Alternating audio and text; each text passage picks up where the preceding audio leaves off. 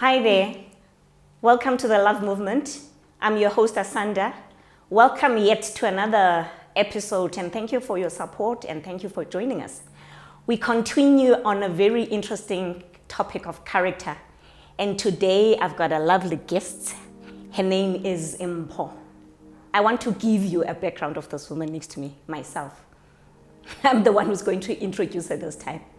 So I met her through her husband, right? And it was at a time in my life where I desperately needed help. Things were just falling apart all over. And the husband said, you know what?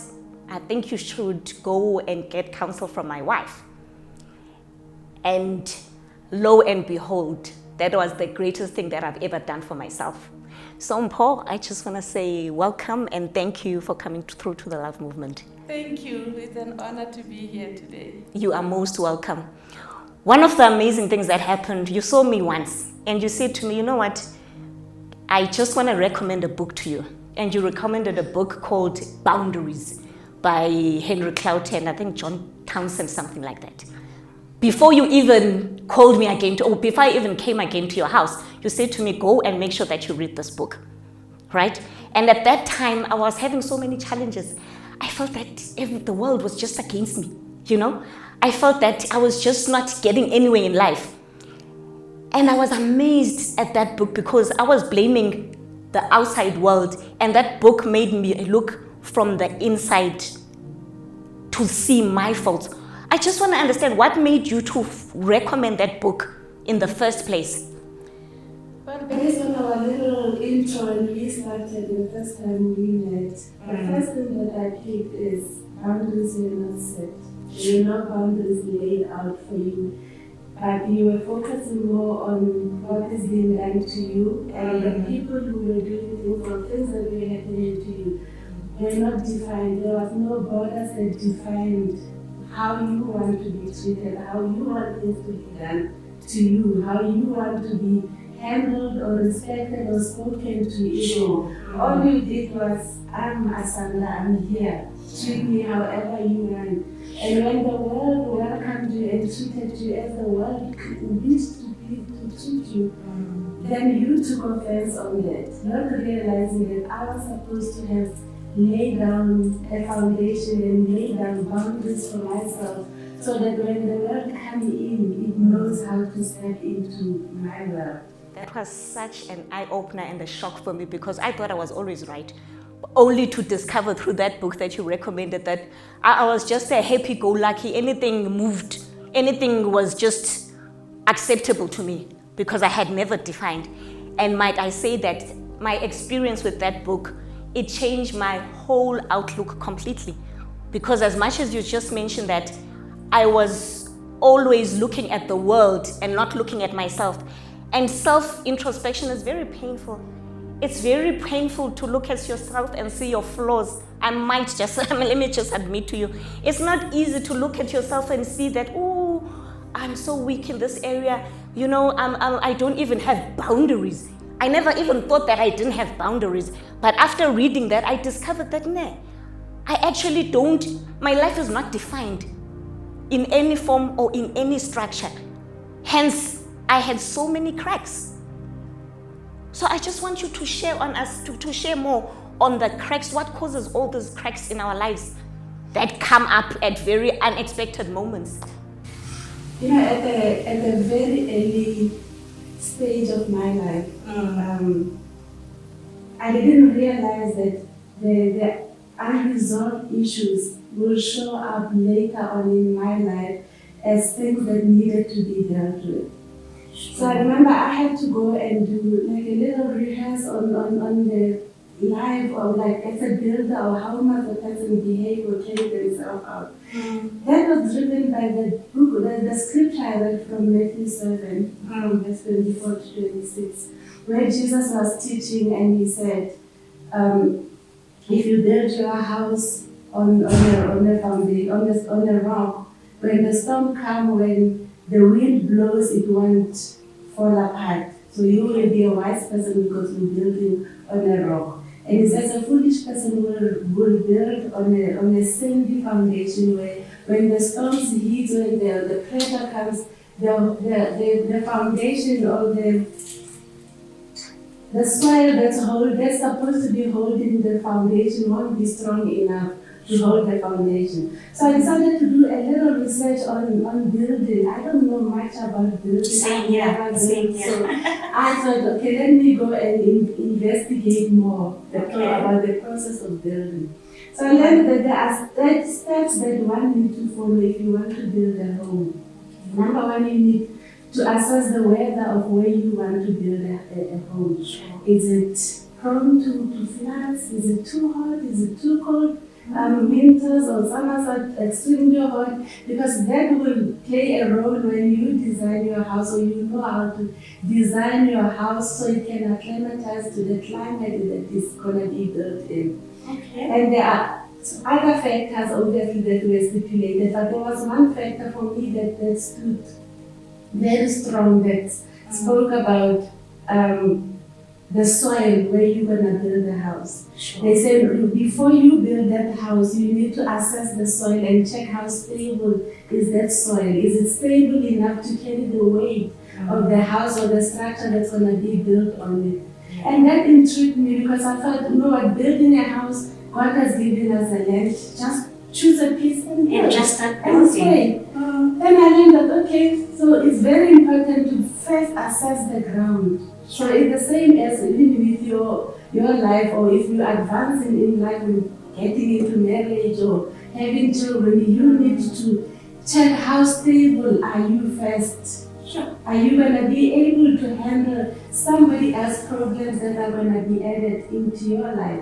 It doesn't necessarily only have to be a husband, it can be a sister. It can be a cousin, but somebody that is coming into your space. Is your soil strong enough to handle the weight that they come in with? Because you need to remember that as much as you carry weight, that weight, that person that comes into your life also is carrying weight. Yeah.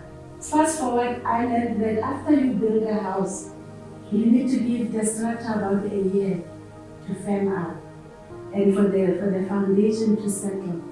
And they say during that year, that's when you will begin to see cracks on the wall of your house. Some cracks are just minor cracks that you can fill up, paint, and you can go on. But some cracks are deeper. Those cracks, if you even check your house, you'll find that you might have seen cracks by the window frame that are going horizontal, or by the door frame, or even on your ceiling. So some cracks are so deep that you cannot just fix them. Yeah. So they say in that instant, then you need to go and get an expert who will come and analyze the cracks for them to be fixed. But the interesting thing with this expert is when they come to analyze the cracks, they don't analyze the cracks on the wall. They analyze the root cause of the cracks. Wait a minute. So it's not about the crack on the wall. It's always something deeper. It's deeper. Okay. So they say the crack that you see on the wall is actually because of the crack that is on the foundation itself. Okay. So therefore, during the settling of the foundation, as the mortar came close together and firmed up and closed the gap in between, as the structure was shifting along with it, the cracks developed. But then there were cracks that were formed on the foundation. So the expert, when they come, they analyze the cracks on the foundation before they go solve the cracks on the wall. Because solving the cracks on the wall will only create another problem. Later on, the crack will open again. Why? Because the root cause is not dealt with. So, Umpo, is that why then when we met, you said to me, just tell me about your background and your childhood? Because I thought, this woman is too curious for my liking. Why does she want us to discuss my past and how I grew up and my family background? I found that surprising. Why is that so significant in our lives that we visit those places? It's very important because that's where the cracks are laying. The issues that you are seeing on yourself did not just appear from nowhere. Yeah. There is a trigger somewhere. So as a counselor, it's very important for one to try and find where this person comes from. where the trigger could be laying down, where that crack in the foundation can be, that's causing the crack that you are seeing on the wall. So I know that as human beings, mostly we focus on what we see. You know, you see me, for example, I live my life recklessly. You see me coming, just living my life recklessly. Sure. And your response or comments that you will lash out is, what kind of behavior does Mpho have? What kind of a person is this? Look how she lives, look how she carries herself. Not realizing that Mpho is trying to cover the wound that is deep there. Okay. You know, it's like when you have done an operation, maybe if you've given birth to via cesarean, the wound closes, then you will see the scar. Sure. But when it's too hot, it aches. When it's too cold, it aches. And I ask myself, why does it ache? Because it's healed. Sure. Then I learned that though it looks like it healed on the surface, underneath is not healed. Yes. The wound still remains. Remember, underneath that operation, there is moist. So it's not easy for the wound to close completely and heal completely, especially if it was a deep wound. So as much as it's healing, it's closing on the surface where the wind blows, where the heat hits, but underneath, where it's moist, it can't close. It's funny that those are the parts that let me talk about myself. I didn't want to visit my past because my parents, I think they got divorced when I was 7 years old, you know, and we lived a very hard life with my mother who was trying to make ends meet. And I didn't want to go back and discuss those things. But what I discovered with you going back there, you discovered a pattern that no wonder you are such a runner. You don't want to confront situations in life. You don't want to say no to anything because you are just trying to make people around you so comfortable so that they don't actually leave you. That was such an eye-opener for me, you know? And it was such an eye-opener in that it made me to change my whole outlook and to relook at decisions that I've made in my life and to see that saying no is not a swear word. Can you explain the part about saying no to make people understand that no is not a swear word? No. Saying no sounds like a harsh word to say. It sounds like a painful thing to say to somebody else. Yeah. But have you noticed that the person that you are saying no to doesn't care about how you feel about your no or your yes? It's powerful. So what should we choose? When I choose to say yes to something that internally I'm actually saying no to, what does that make me? Does it not make me a hypocrite? So I am there fooling you on the outside saying yes to what your demands are. But in the inside I'm saying no. And because in the inside I'm saying no, it's a crack that will show on your wall. So it doesn't matter how much I try to suppress and act like it's a yes. It will show as time goes on that it's actually a no. Because there will be a trigger somewhere. Yeah. Somebody might just say something very small, something very insignificant, and people start thinking you need psychiatric help because you've fallen apart. You've fallen apart from nowhere. Yeah. But the truth is, the problem has been underneath. If you don't deal with the problem under, you cannot fix what is outside. I learned with my life, with the brokenness that I suffered with. I developed a mechanism where I wanted to just be a human pleaser. So whoever came my way, all I did was to please people. And inside I died. I died to the point that I could not even be of good use to those who got entrusted in my care. I could not be of good use even to my husband or my children. Why? Because I have allowed the garbage that is not supposed to be inside me to come in. So if you open your door to things that might harm you, in a good faith of maybe trying to please somebody or make somebody happy, know that tomorrow when you wake up and that person is progressing in life, you will be 10 steps back. you will still be Still be sitting behind. where you were supposed to have said no. Sure, that's powerful. Thank you for sharing that, even from your own personal experience. But I would like to know, since you went through that, how did you then get out of it? What steps did you take to make sure that you change your character towards being a people pleaser? I had to be intentional. Okay. So I had to decide that if Asanda come and say for A, B, C, D, I'm gonna say no if I don't agree with it, Sure. irrespective of how I feel inside. So when I started in the beginning, it was a very hard thing. Remember, I also grew up without any boundaries. Sure. I've had to learn to lay boundaries for myself as I grew up. So I learned that if it doesn't sit well with me, I should not entertain it. Okay. So I would say no to you. Go to my bedroom and cry. Because I said no. Okay. But it was a training process. Because as much as I came in, I said no, I went and I cried, I woke up feeling better.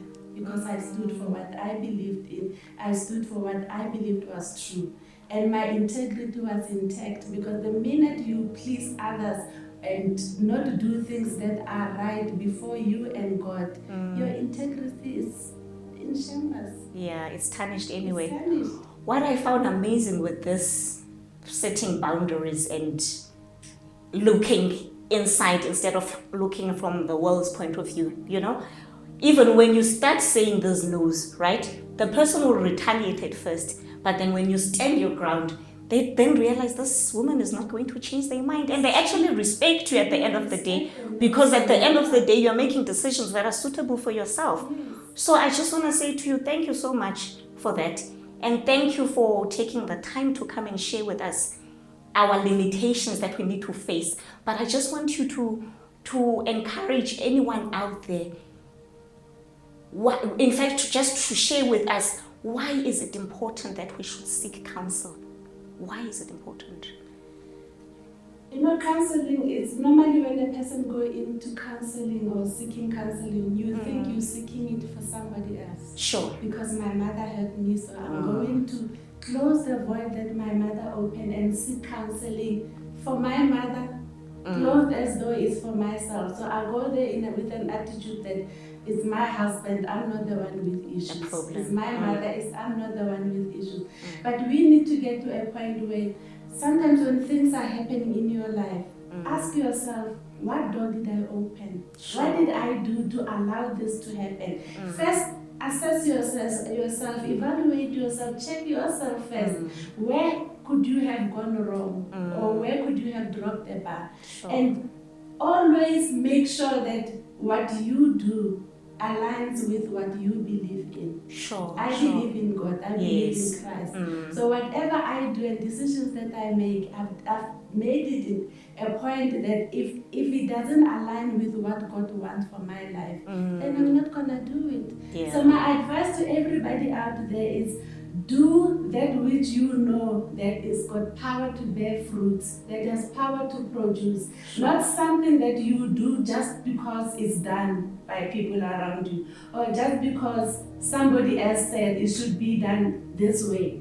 But you do it because it upholds integrity. You do it because it brings honor to whoever you believe in. I believe in Christ, so whatever I do has to uphold the Christ in me. I want people to see Christ in me. So first I need to make sure that I'm intact before I go out. As we were talking, I was reminded of the patterns. When you said to me, you look back and you trace that there are patterns in your life. Sure. And you look at Abraham, he lied. Yes. His son Isaac lied. lied. His son lied. So it was a generational thing. So you end up lying and thinking that is okay, it's normal. Not realizing that this thing actually I came with it from way back. So sometimes we need to go back, check what are triggers in our lives, what are stumbling blocks that have been laid on our lives, on our path, and assess what can I do better?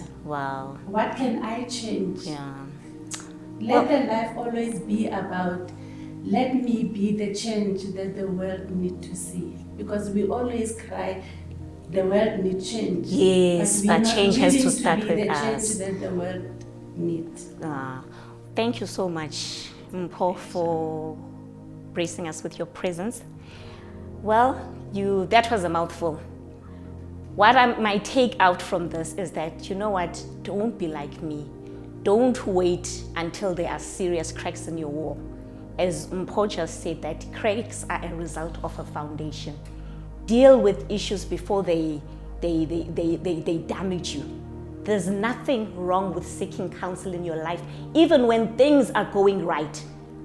It is good to do some self-introspection. It is very necessary to understand yourself even better. Self-evaluation, it takes you, and it's not an easy thing to do, I must say. I did it very late in life, I believe. I did it very late when things were falling apart. But don't fall into that trap. Do self-evaluation now so that you can understand what are your norms, what are your standards, what are your beliefs. Understand who you are before people can come and pour into your life. Get to understand yourself.